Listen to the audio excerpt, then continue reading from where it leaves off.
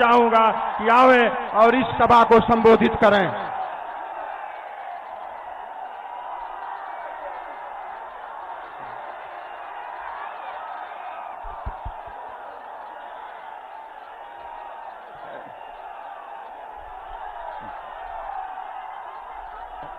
मैं धन्यवाद देता हूं।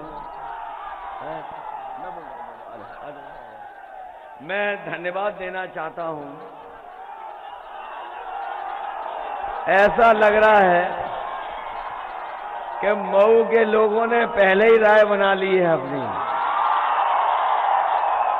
और मुझे तो याद है कि जब पहला कार्यक्रम मऊ में हुआ था,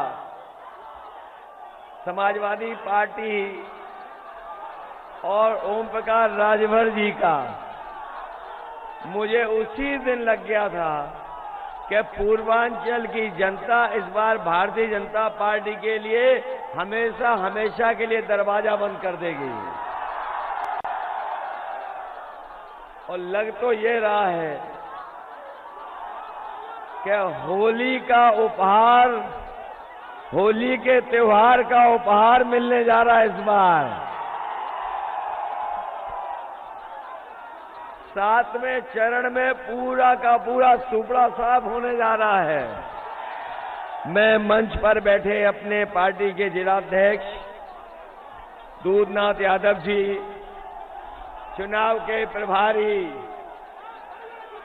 चंद्रदेव राम यादव जी, समाजवादी पार्टी के प्रत्याशी घोसी से पूर्व मंत्री दारा सिंह चौहान जी, प्रत्याशी मऊ अब्बास अंसारी जी, प्रत्याशी मोहम्मदाबाद गोहाना राजेंद्र कुमार जी, मधुबन से समाजवादी पार्टी के प्रत्याशी उमेश पांडे जी, मंच पर उपस्थित राजीव राय जी, रामहरि चौहान जी, राकेश यादव एमएलसी, रामजतन राजभर जी, राजेंद्र मिश्रा जी से लेकर के बहुत यदुवंशी हमारे समाजवादी पार्टी की महिला सभा की अध्यक्ष लीलावती कुशवाहा जी, हमारे महेंद्र चौहान जी से लेकर के साधु यादव से लेकर के बहुत सारे हमारे सभी समाजवादी पार्टी के नेता, सभी समाजवादी पार्टी के नेता जो मंच में हैं,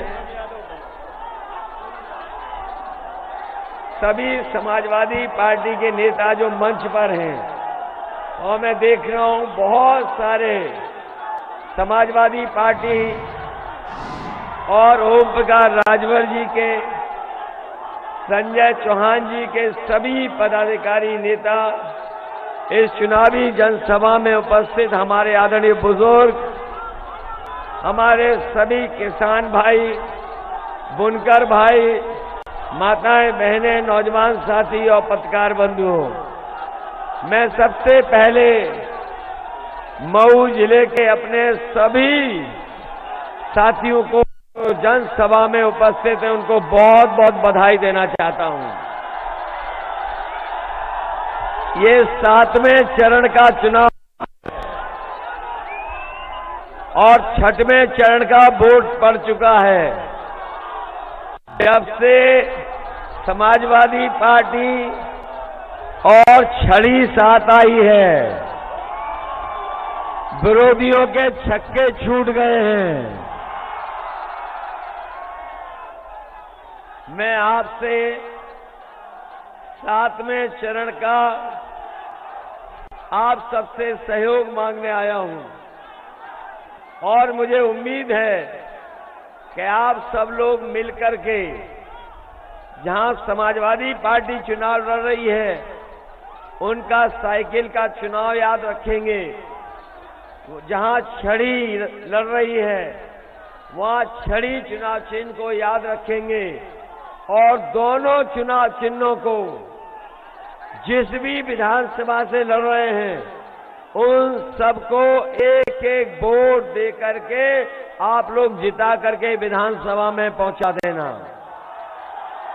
जहां तक इस चुनाव का सवाल है, ये चुनाव देश का सबसे बड़ा चुनाव होने जा रहा है। न केवल उत्तर प्रदेश के खुशहाली का चुनाव है, बल्कि भारत का संविधान बचाने का चुनाव है। भारत का जो लोकतंत्र है, इसको बचाने का चुनाव है।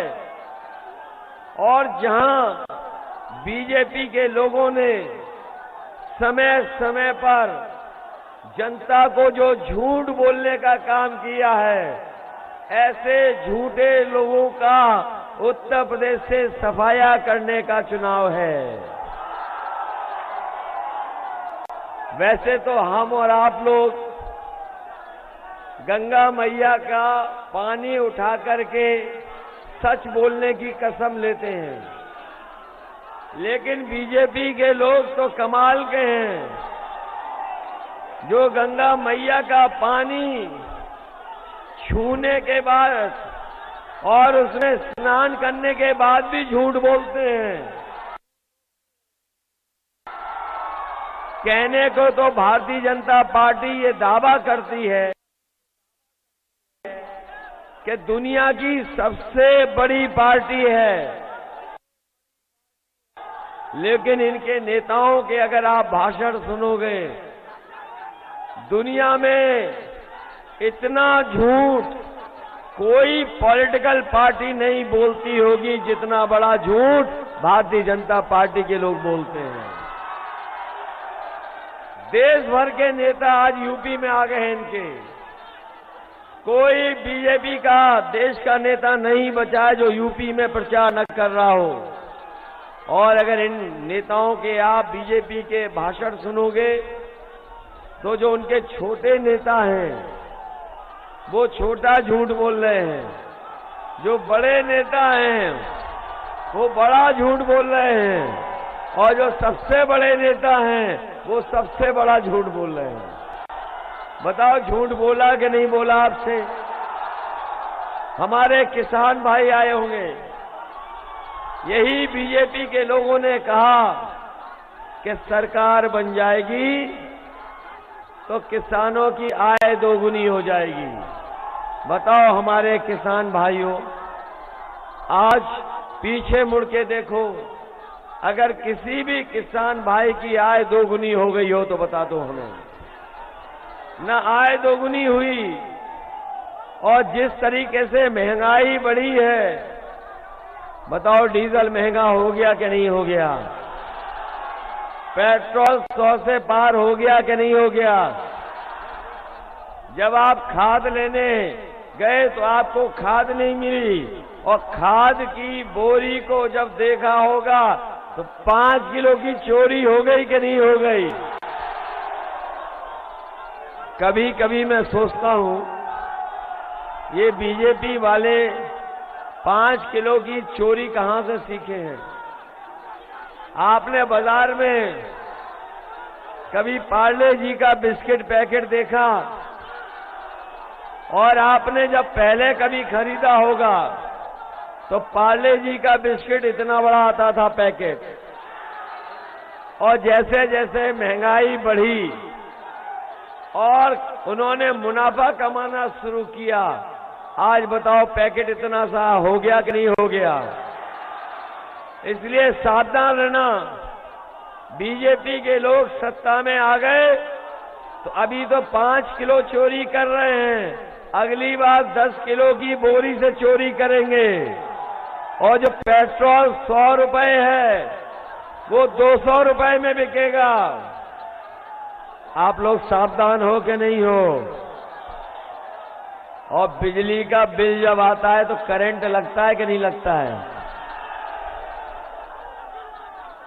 समाजवादियों का मैनिफेस्टो पढ़ लिया आपने? समाजवादी पार्टी ने तय किया है कि इस बार समाजवादी सरकार बनेगी तो 300 यूनिट फ्री बिजली देने का काम समाजवादी सरकार में होगा। और हमारे किसानों को कोई भी सिंचाई का बिजली का बिल नहीं देना पड़ेगा। किसानों को सिंचाई के लिए बिजली का बिल नहीं देना पड़ेगा, पूरा का पूरा बिजली का बिल किसानों के लिए माफ होगा। हमारे बुनकर भाई बहुत सताए गए हैं। बुनकर भाइयों को बहुत परेशानी का सामना उठाना पड़ा। जब से बीजेपी की सरकार आई है, हमारे मऊ के बुनकर भाई जानते होंगे। बताओ आप तकलीफ और परेशानी में हो कि नहीं हो। और जब से बीमारी आई, बीमारी के बाद लॉकडाउन, इन लॉकडाउन और बीमारी ने हमारे बुनकरों भाइयों को पूरी तरीके से तोड़ दिया कि नहीं तोड़ दिया। आज अगर हम देखें तो बुनकर, हमारे बुनकर भाई परेशान हैं। उनकी रोजी रोटी छीन ली। जो बिजली समाजवादी सरकार में कभी नेताजी ने फ्लैट रेट पर दी थी, उस इंतजाम को भी खत्म कर दिया। हम अपने बुनकर भाइयों को भरोसा दिला के जा रहे हैं कि जिस तरीके से नेताजी ने कभी आपको फ्लैट रेट पर बिजली देने का इंतजाम किया था, समाजवादी सरकार आएगी तो 24 घंटे बिजली देकर के फ्लैट रेट पर अपने बुनकर भाइयों की मदद करने का काम समाजवादी सरकार में होगा। न केवल बुनकर भाइयों को बिजली की मदद मिलेगी, बल्कि हम बुनकर भाइयों को कहना चाहते हैं, जिस समय समाजवादी सरकार थी, भदोही के बुनकर जो हमारे दरी बुनते हैं, उनके लिए न केवल सड़क, बिजली, पुल, बल्कि बुनकर भाइयों की बनी हुई कारपेट, दरी, उनके खरीदार भदोही में आकर के देख लें तो समाजवादियों ने एक्सपोर्ट मॉल को बनाने का काम किया था। एक्सपोर्ट मॉल बनाया। वहीं लखनऊ में बुनकर भाइयों को सुविधा देने के लिए बुनकर बाजार बनाया गया। गाजियाबाद में बुनकर बाजार बन रहा था। नोएडा जैसी जगह बुनकर बाजार बन रहा था। यही मुबारकपुर में साड़ियों के लिए एक बाजार बनाया था। मैं अपने बुनकर भाइयों को कह के जा रहा हूं, जहां बिजली की सुविधा देंगे, वहीं साल में एग्जीबिशन लगाने के लिए बुनकर भाइयों के सामान जो बने हुए उनको देखने के लिए अगर हमें एग्जीबिशन लगानी पड़ेगी, सरकार से अलग से बजट का पैसा देना पड़ेगा, तो सरकार में हम पैसा दे करके हमने बुनकर भाइयों की मार्केटिंग के लिए मदद करने का काम करेंगे।